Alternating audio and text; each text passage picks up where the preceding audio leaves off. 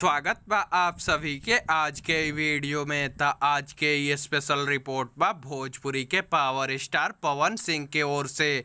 Power star Pawan Singh के आप सभी के बीच में बहुत ही शानदार और ज़बरदस्त गाना रिलीज भइल रहे, जौना गाना के नाम बा राजस्थानी घाघरा। ये गाना के भोजपुरिया दर्शक लोग खूब पसंद कर रहल बा और ई गाना के अब तक 2.2 मिलियन यानी 22 लाख से ज़्यादा बार देखल जा चुकल बा। और ई गाना के ऑडियो के बाद जितना भी भोजपुरिया दर्शक लोग ये गाना के वीडियो के इंतजार करत रहे हैं, वो लोगला बहुत बड़का खुशखबरी बा।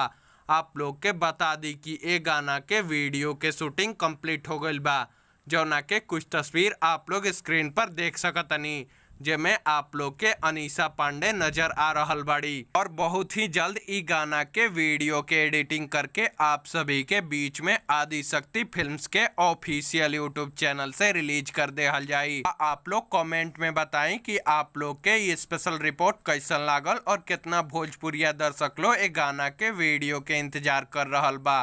तो आज के वीडियो में बस इतना ही। उम्मीद बा कि वीडियो आप लोग के पसंद आयल हुई।